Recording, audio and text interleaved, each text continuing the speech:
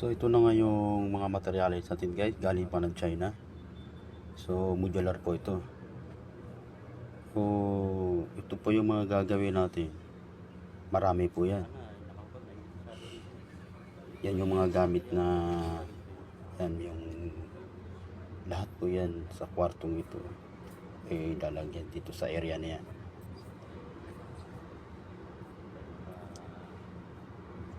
Mga cabinet, basta modular siya, lahat ng gagawin namin dyan meron sa isang plano, pero hindi ko lang naipakita sa inyo guys. So yun yung mga hinges na gagamitin natin sa mga pinto, at meron pa yan dito sa labas. Yan. Bali 2 kwarto po yan, isang master tsaka sa junior. So dito naman yung sa sala, yan po yan, isa rin po yun dito sa sala.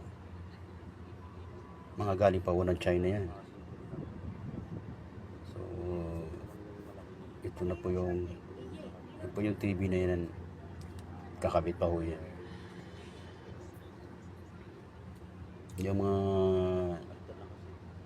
nakabalot na yan, yun po yung galing ng China, yung mga materialis na yan.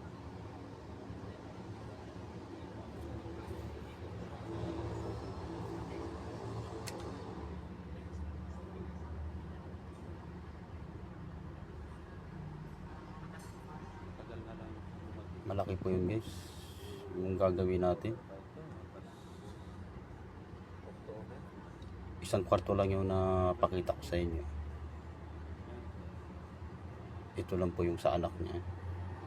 Yan po yung mga gamit na gagamitin natin para dyan sa mga kabinet. Simbolin na po natin. So ito na ngayon guys, yung kabuuan niya na nagawa natin. So yan, malaki siya. Nakita nyo yung pinakita ko sa inyo, ang daming mga nakabalot. So ito na nga yung kabuuan niya guys. Yan yung matagal-tagal din namin nabuto kasi minsan may kulang po na materialis din. So yun na ngayon guys, yung Buda, nagana ng alak. So dito naman yung sa junior bedroom.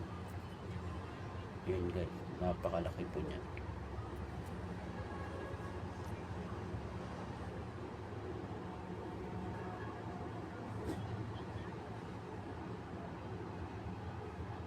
So na yung kabuuan natin na natapos natin.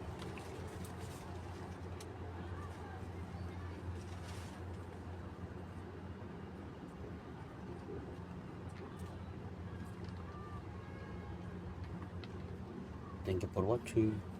Salamat guys sa panonood nyo.